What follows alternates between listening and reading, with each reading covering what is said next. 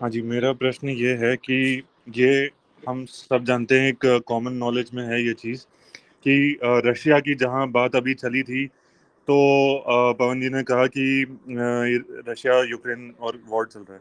तो रशिया और चाइना, ये दो जो मेन पिलर्स थे एक दूसरे उसके, वो विस्तारवादी विचारधारा के हैं।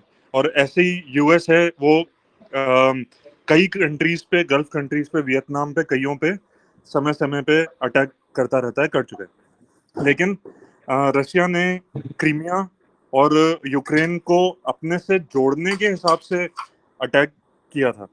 तो अब भारत पे वो क्यों करेगा?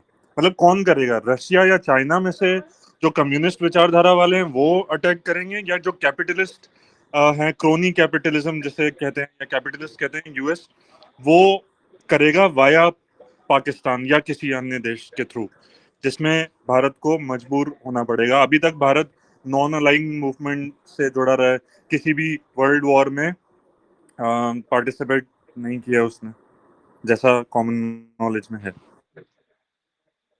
हम्म तो देखो शशांक जी, इसमें पहली चीज क्या है, ये बात मैंने किसी एक आर्टिकल में ये लिखा था, एक बार पूरा डिटेल में लिखूंगा इसको ताकि और क्लियर हो जाए कि अखबारों में, पुस्तकों में, सामाजिक विज्ञान की पुस्तकें और अखबारों के एडिटोरियल जो संपादक वगैरह लिखते हैं, मैगजीन्स में लिखते हैं, इसकी जर्नल्स में लिखते हैं, किताबें 11वीं 12वीं, मतलब 10वीं से शुरू कर दो, 9वीं 10वीं 11वीं 12वीं, पॉलिटिकल साइंस की किताबें, लोक प्रशासन, पब्लिक एडमिनिस्ट्रेशन और आर्थिक विशेषज्ञ, सामाजिक विशेषज्ञ, राजनीतिक विशेषज्ञ, ये लोग जो शब्द का इस्तेमाल करते हैं ना, उनका कभी नहीं करना चाहिए।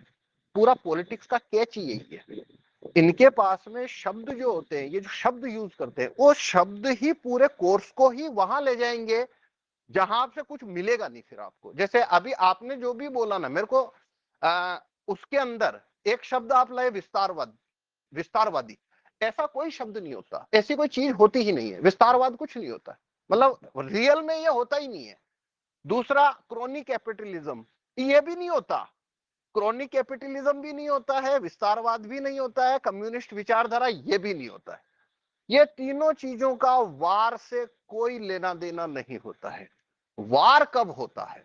वार होता है लड़ने वाले को दो चीज समझ आए तो वार होगा, और वो होगा दूसरे सामने वाले पे अगर मैं हमला करूं तो मेरे जीतने की संभावना बहुत ज्यादा है, तो युद्ध होगा।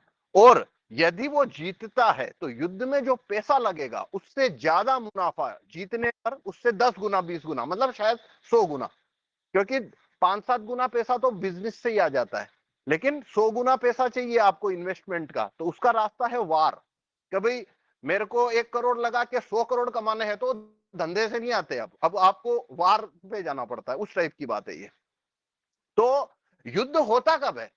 जब कोई एक देश को ये लगे या एक पक्षकार को ये लगे कि मैं ये युद्ध जीत जाऊंगा, इसकी संभावना बहुत ज्यादा है, रिस्क कम है, तो युद्ध हो जाएगा अब।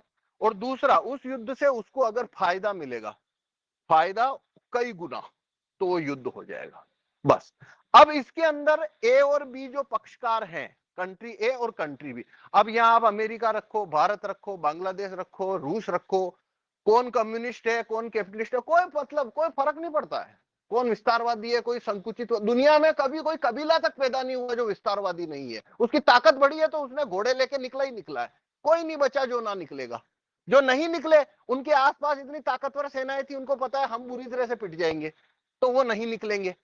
वरना वो नहीं निकलेगा तो सामने वाला निकलेगा, तो वो तो अंत में तो युद्ध हो ही जाना है, शक्ति संतुलन बिगड़ते ही। तो इसमें ऐसा कुछ नहीं है कि भाई किसी को विस्तार नहीं, किसी को कम्युनिस्ट, भाई नौबत आएगी तो कम्युनिस्ट कम्युनिस्ट आपस में लड़ लेंगे, और ईरान इराक लड़ लेंगे, भाई वो दोनों मुस्लिम है, भाई धर्म धर्म एक है, भाई धर्म धर्म एक है तो क्यों ईरान इराक लड़ रहे हैं, है ना? धर्म धर्म एक है तो क्यों बांग्लादेश और पाकिस्तान अलग हो गया, है ना? विचारधारा एक है, वो कम्युनिस्ट एक दूसरे के ऊपर बम मारने में 1 मिनट पीछे नहीं जाते। तो विचारधारा और ये कैपिटलिज्म ऐसा कुछ होता नहीं है। होता है क्या है भाई, सिंपल है, माइंस मिनरल लूटने हैं, नेचुरल रिसोर्सेज कब्जाने हैं। तो बस नेचुरल रिसोर्सेज कब्जाने हैं और मिनरल लूटने हैं। जहां मौका मिला तो बस आदमी लूटना शुरू करेगा, कंट्री घुस जाएगा सामने वाले के देश में। तो ऐसा मतलब ये सब कैलकुलेशन चलती नहीं है वार के अंदर कि कौन किस पे हमला करेगा। भाई हर कोई हर किसी पे हमला कर देगा, सिचुएशन देखनी होती है। जैसे रशिया ने भारत पे हमला क्यों नहीं किया? तो भारत तो उसकी विचारधारा का तो ऐसा है, ऐसा कुछ नहीं है। अगर रशिया भारत पे हमला करता तो अमेरिका जो है, भारत है, वो अमेरिका की साइड में चला जाता। और अमेरिका की साइड में चला जाता, अमेरिका भारत को वेपन देना शुरू करता और वो अपने अड्डे बना लेता आज के 50 साल पहले ही। जैसे उसने जापान को टेक ओवर कर लिया था, साउथ कोरिया को टेक ओवर कर लिया था, ऐसे वो भारत को टेक ओवर कर लेता।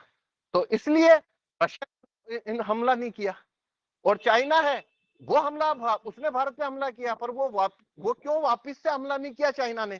क्योंकि अगर चाइना भारत के ऊपर वापस से हमला करता या उस समय भी अगर घुसता जाता तो चाइना को रशिया ने बोला कि भाई ये भारत अमेरिका में घुस जाएगा तो अमेरिका की फौजें आ जाएगी तुम्हारे छाती पे, फिर कैसे निपटोगे? तो चाइना ने इसलिए वो नहीं किया। तो चाइना, भाई अब देखो, एक शब्द सामने रखते हैं फिर बात करते हैं। भाई चाइना विस्तारवादी है क्या? तो आर्गुमेंट है, हाँ ये विस्तारवादी है, उसने 1965 में हमला किया था। तो उसके बाद में बाकी के 50 साल से वो क्या झकमरा रहा है? विस्तारवादी है, भारत से कम 50 गुना ज्यादा सेना मजबूत है, करो ना हमला। भैया किया है उसने, वो नहीं करता हमला। क्यों नहीं करता है? क्यों? विस्तारवाद कुछ नहीं है, वो उस हमले में घाटा देख रहा है इसलिए नहीं कर रहा है। जिस दिन वो देखेगा घाटा नहीं है, चाइना हमला कर देगा, पर चाइना नहीं करेगा क्योंकि भारत को अमेरिका टेक ओवर कर चुका है। तो जो वार की कैलकुलेशन है वो आज से नहीं है, हमेशा से 5000 साल से वार की कैलकुलेशन है। उसमें ये दो ही फैक्टर पे चलेगी हमेशा। पहला, क्या युद्ध के अंदर कोई देश किसी दूसरे देश को जब हमला करेगा तो रिस्क फैक्टर यानी उसके जीतने की संभावना क्या है? 70% संभावना है जीतने की, युद्ध हो जाएगा। 80% है और हो गई होगा। 90% 100% है तो अब युद्ध हो गई होगा, क्योंकि ऐसा तो कभी नहीं हो सकता ना कि 100% ही जीत जाएंगे, तो कुछ तो रिस्क रहती है। लेकिन 50-50 है तो युद्ध नहीं होगा, 60-40 है तो भी युद्ध के चांस कम हो जाते हैं। और दूसरा, युद्ध होगा तभी, ऐसे फालतू में नहीं होगा। उसके पीछे युद्ध में जो खर्चा लगेगा, सैनिक मरेंगे, उसका 100-200-500 गुना मुनाफा अगली अगली कई दशाब्दियों तक होता दिखना चाहिए, तो युद्ध हो जाएगा। ये है।